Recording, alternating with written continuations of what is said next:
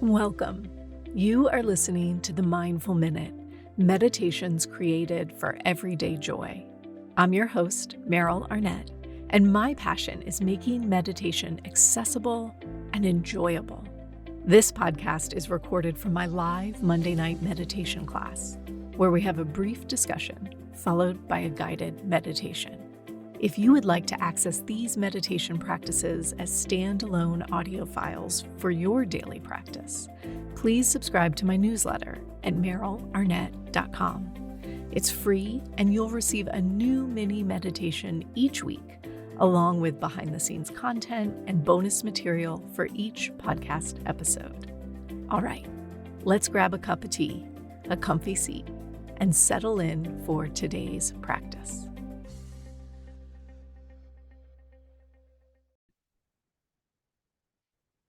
Well, happy Monday. I am so glad to be back with all of you. We were just catching up on our time with non-stealing, and now we're moving into the fourth ethical teaching, the fourth tenet. This one is in Sanskrit, brahmacharya. And most often, if you Google brahmacharya, the first translation you'll see is abstinence or celibacy. It's the first thing that comes up. And for sure, there are some monastic orders where that's how it's taught. That's the practice. It is abstinence. When we look at the actual translation of the word brahmacharya, what we see is that the truth of that word is more around the balancing of the body, mind, and energy. It is about managing and enlivening our own vitality. It's interesting, author Deborah Adele, who writes about all of these tenets, she translates the word brahmacharya as to walk with God. And her teaching around it is about the awareness of the sacredness in our everyday lives, right? The holiness of every day, every moment, every action.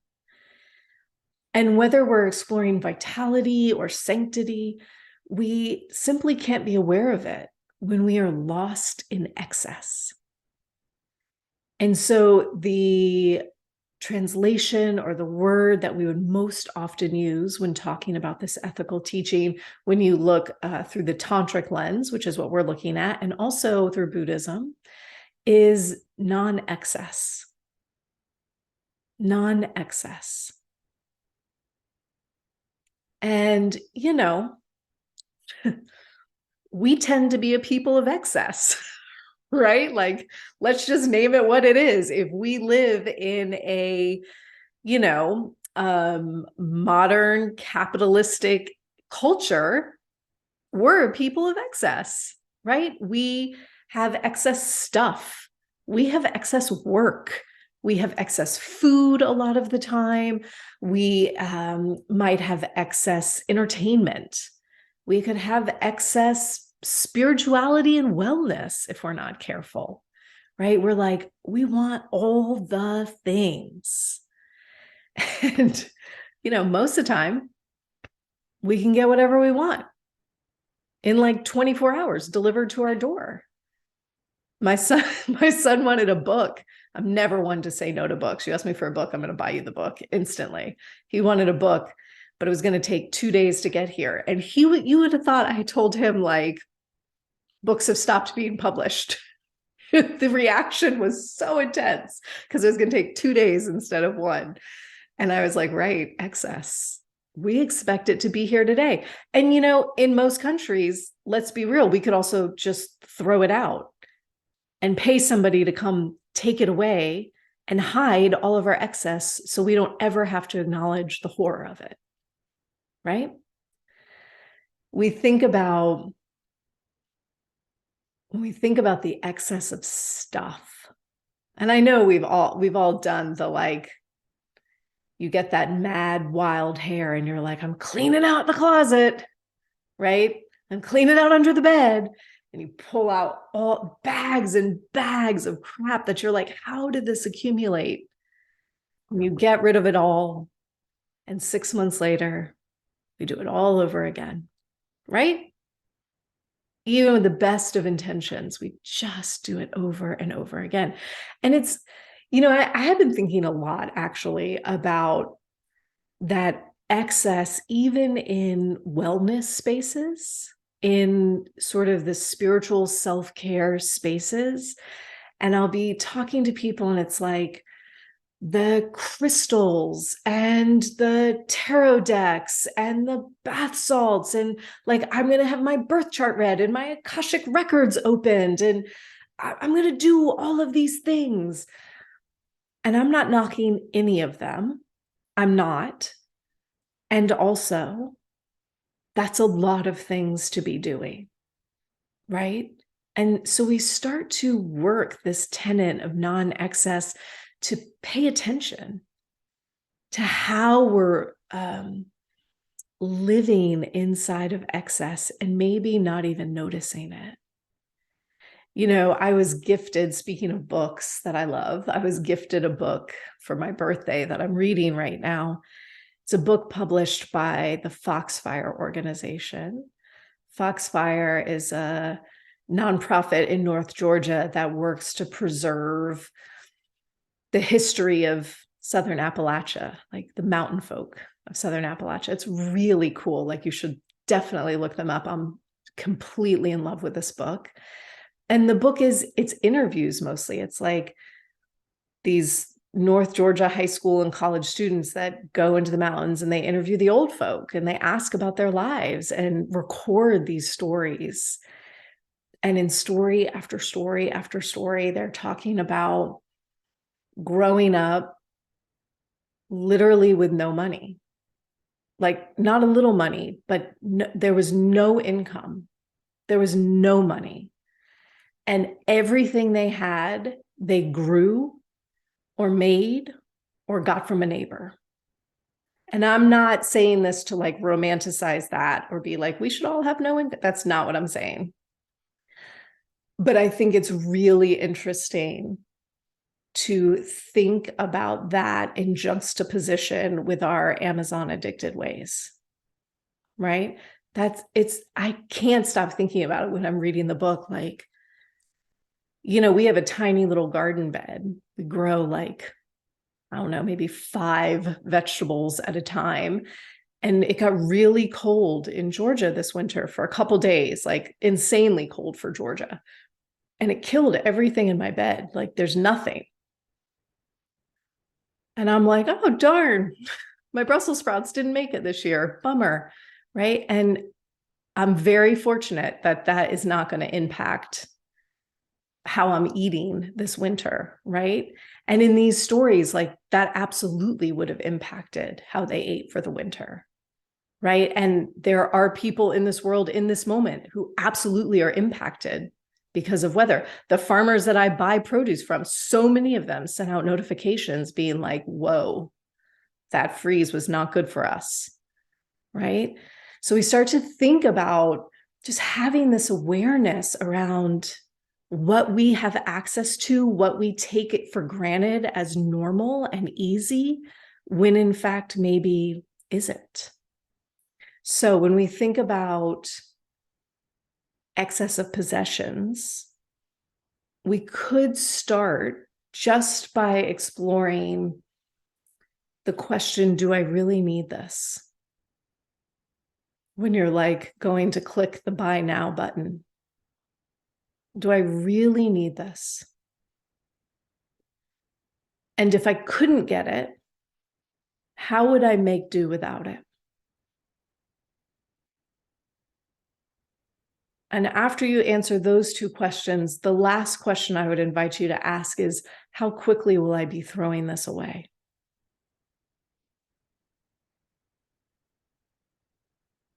And at the end of those 3 questions, then we decide whether or not to click buy now.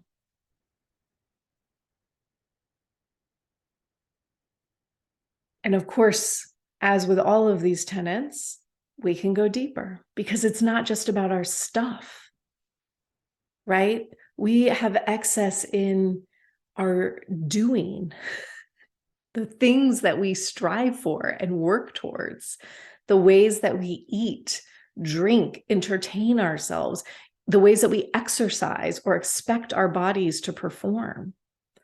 And as I was going through tonight's talk, I realized, y'all, I bet I have done no less than 10 series over the last decade on this topic alone.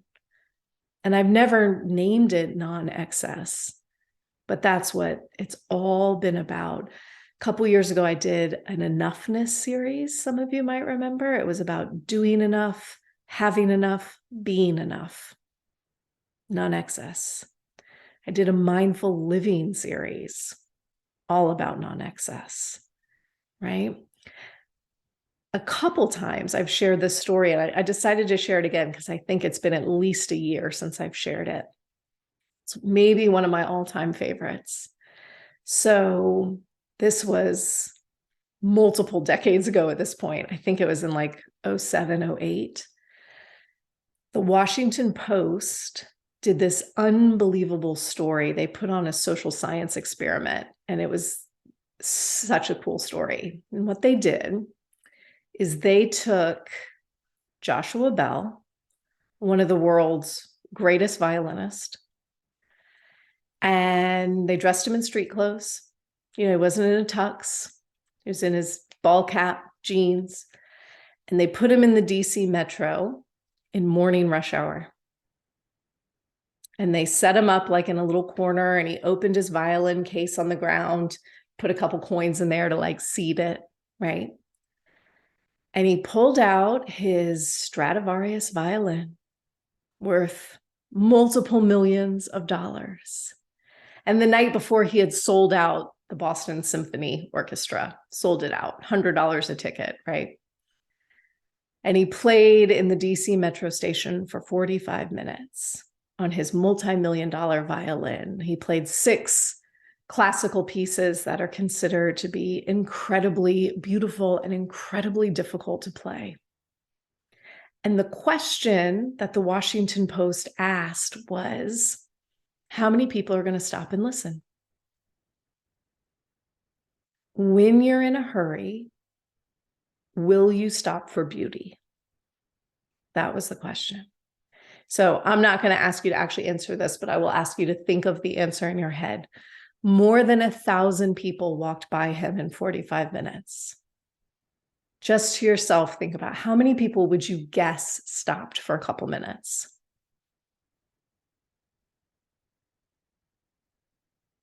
The answer was 7. 7 people stopped, most of them not longer for 1 minute.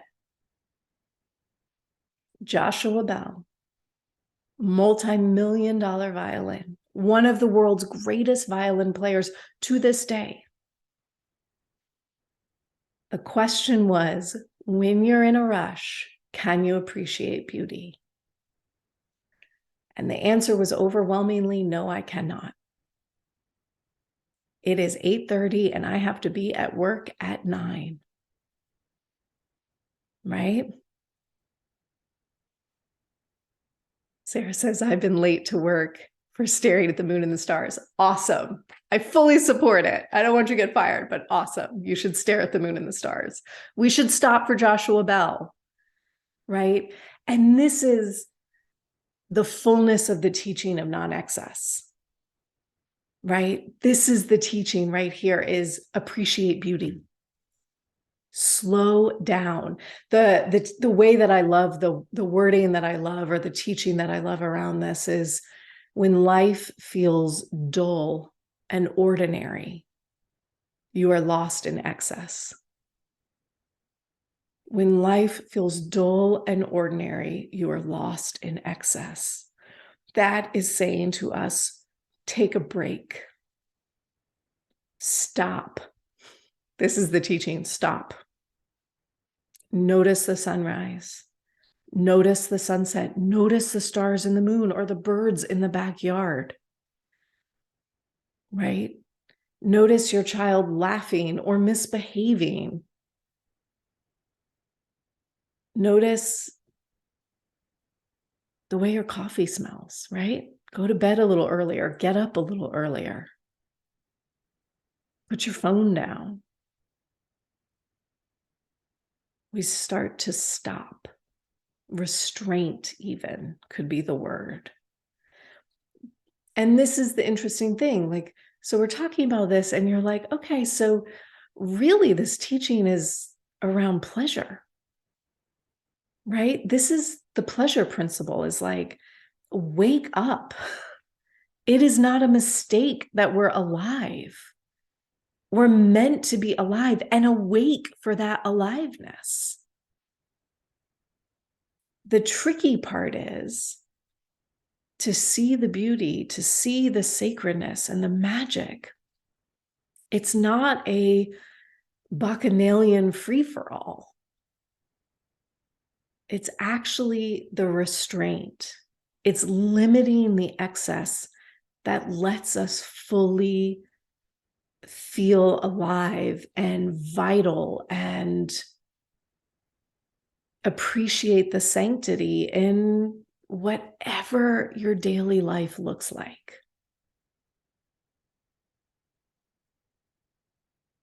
And so we might be like, oh, non-excess, I shouldn't buy the extra thing, right?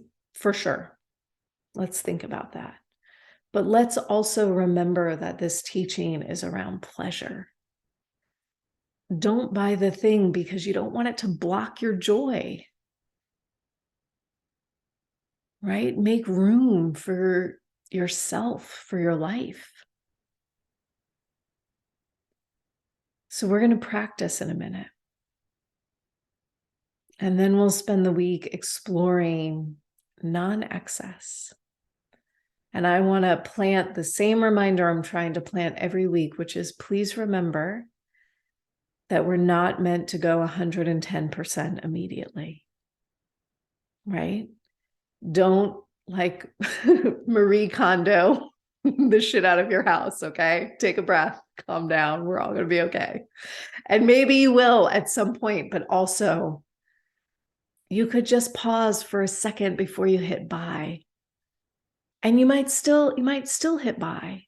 And that would be okay too. But let's create the pause. Let's create the awareness. And we'll let our non-excess unfold from there. Right? Good? Okay. So take a minute just to, like, it's always a lot. These talks are big. Shift around a little bit. Maybe uncross your legs, recross them the other way. Let your hands rest onto your lap. Let your eyes close if you'd like. Or perhaps you'll just take a soft gaze down towards the ground. And together as a group, let's take a nice deep inhale in. Exhale out a sigh.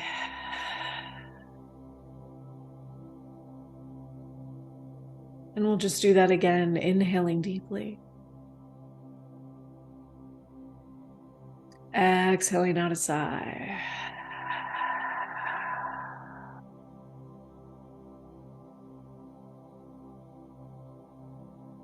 And you'll allow your breath just to flow. And you're going to take a minute in these first few breaths just to consciously let go of the talk.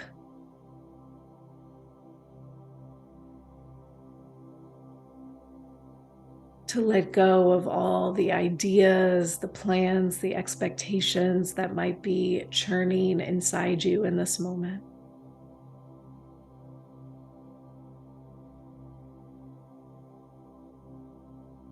There will be plenty of time to plan. But right now is our time to meditate.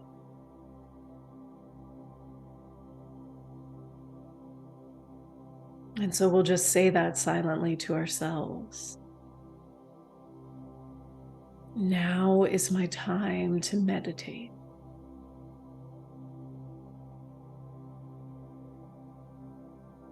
Now is my time to meditate.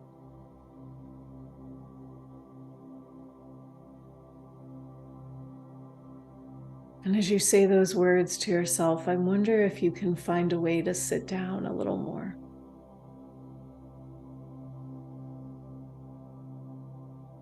To soften the edges and the insides of your body.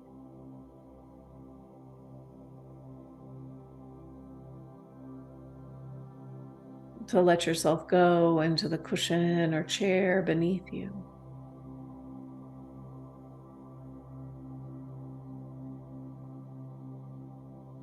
Maybe relaxing along your hips and your thighs.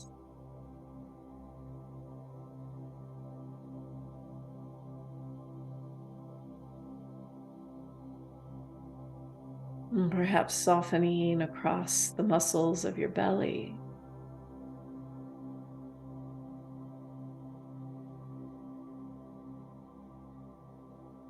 Softening the muscles of the chest.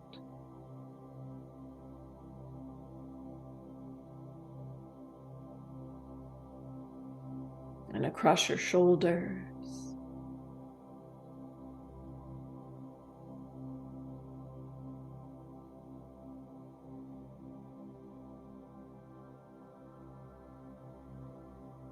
And letting go across the jaw and the inside of the cheeks.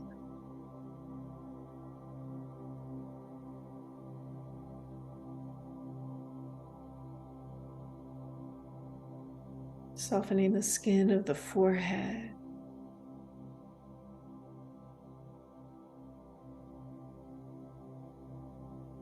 And the space behind the forehead.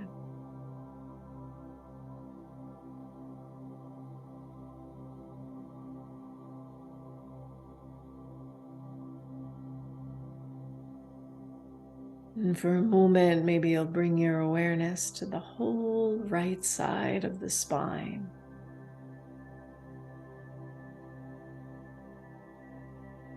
Just taking a breath or two, feeling space on the right side of the spine.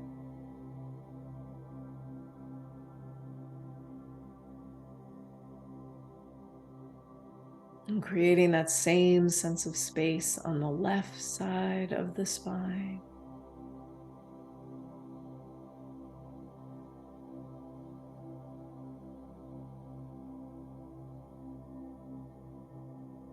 Creating space along the front of the spine.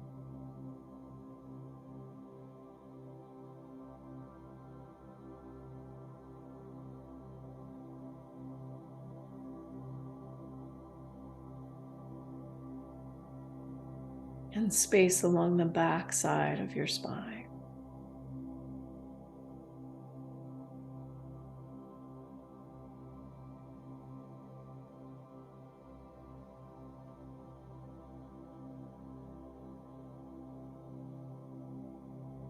And we allow our breath to flow smoothly and evenly.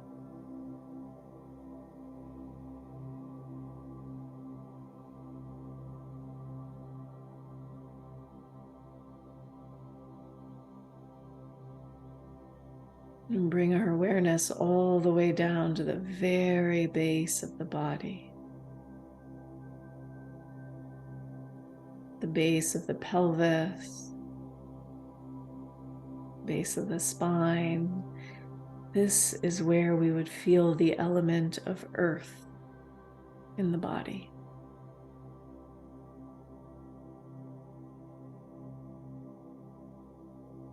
And you might imagine, sense, or feel yourself planting non-excess in the earth of your body.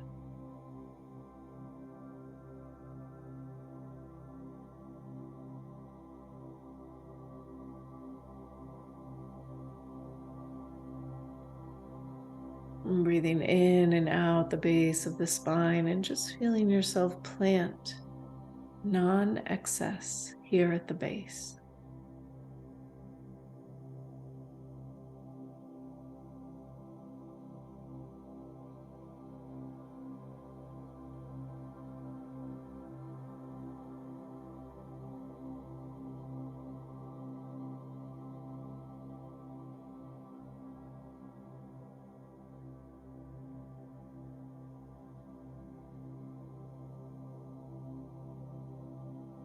And gradually you let your awareness move up just a few inches towards the sacrum, that flat triangular shaped bone.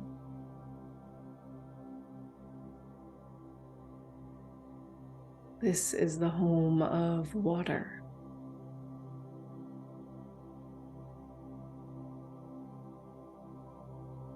And here you might feel non-excess moving on a current or sprinkling like rain.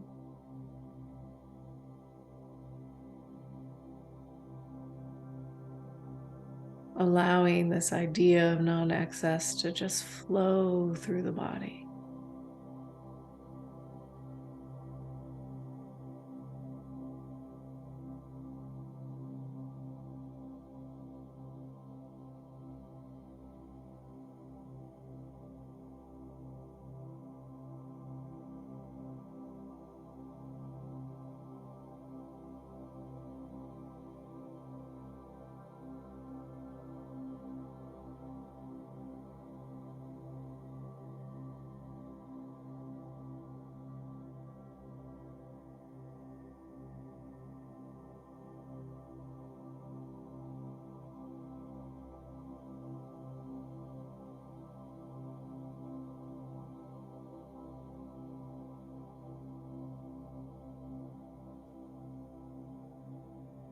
And our awareness rises just up behind the navel center.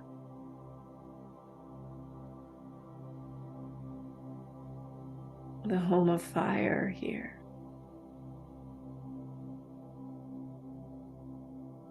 And you feel it or see it or imagine it like a spark.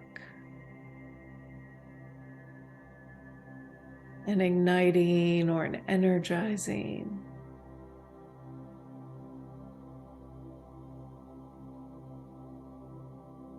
Feeling non-excess energized through the body.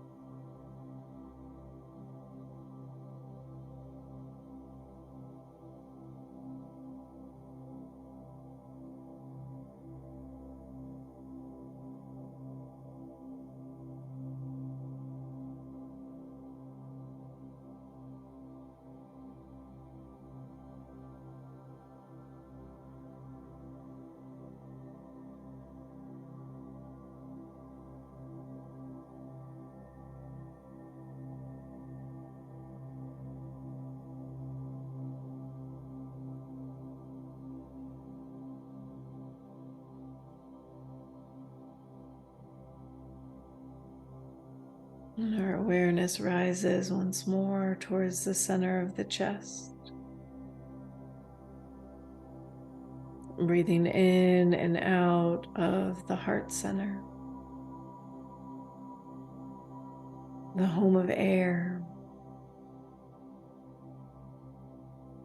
And so you feel with every breath you take,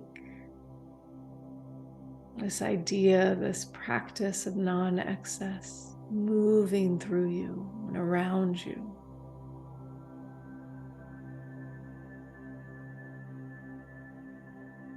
Breathing non-excess of things, non-excess of doing, non-excess of being. Breathing in and out of the heart center.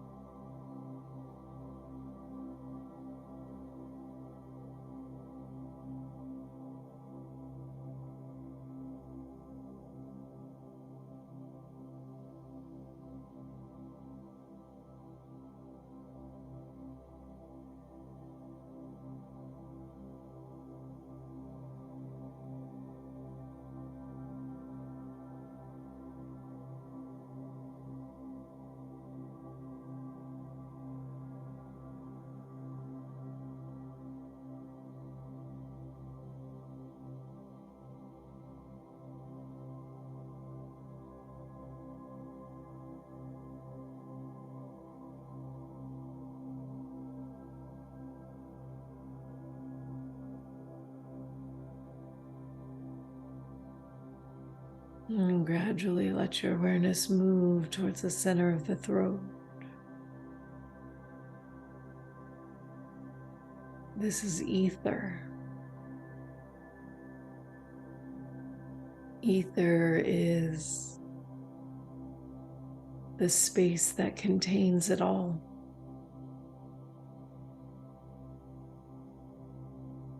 Letting non-excess permeate the ether, the container. Breathing in and out of the center of the throat, non-excess.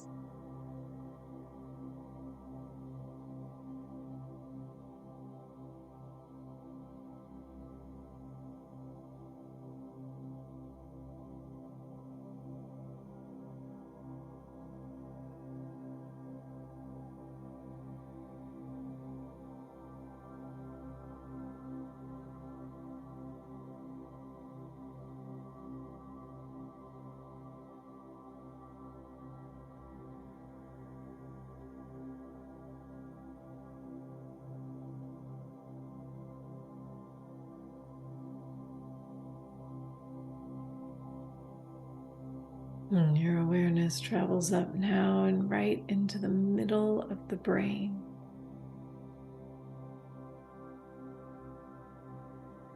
The midbrain,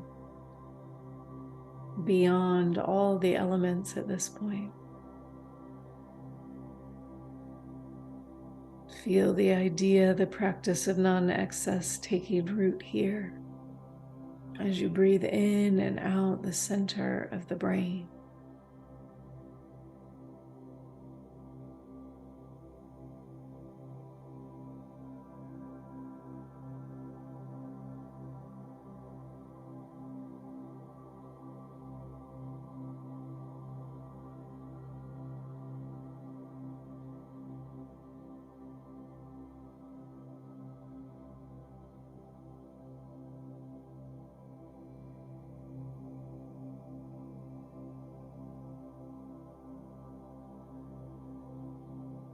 Awareness travels up to the crown, the full expansive experience, non-excess at the crown.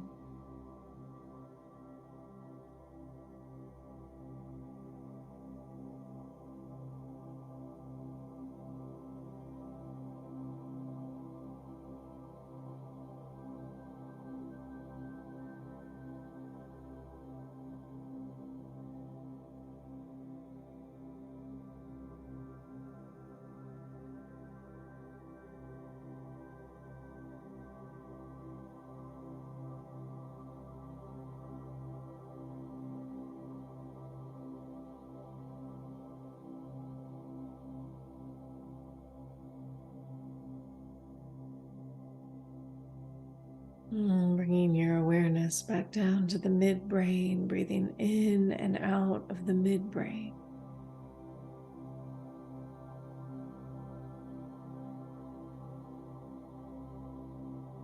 And then the throat center.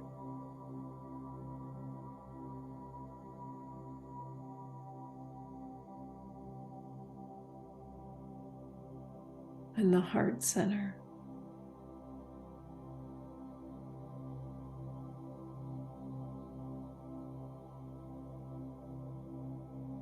And the navel center.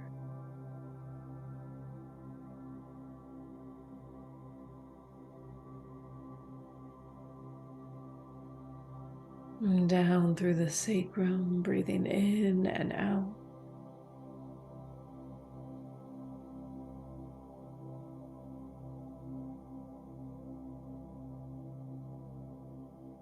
Down to the very base of the pelvis.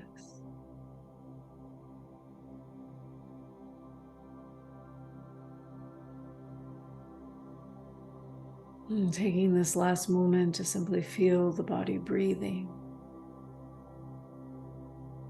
resting within the practice of non-excess.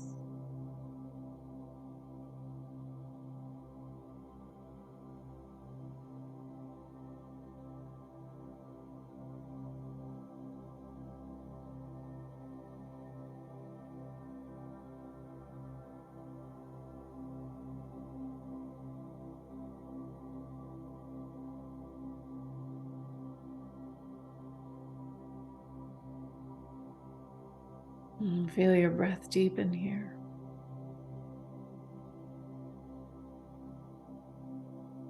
And wiggle your fingers and your toes, reminding yourself of those edges. Feel the cushion or chair beneath you as you straighten your spine if you've slumped over. Together, we'll take one last deep breath in. Exhaling out a sigh.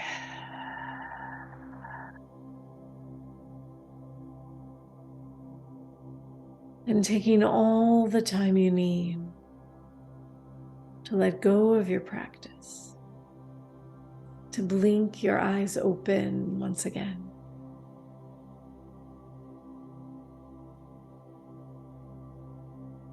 Thank you, guys.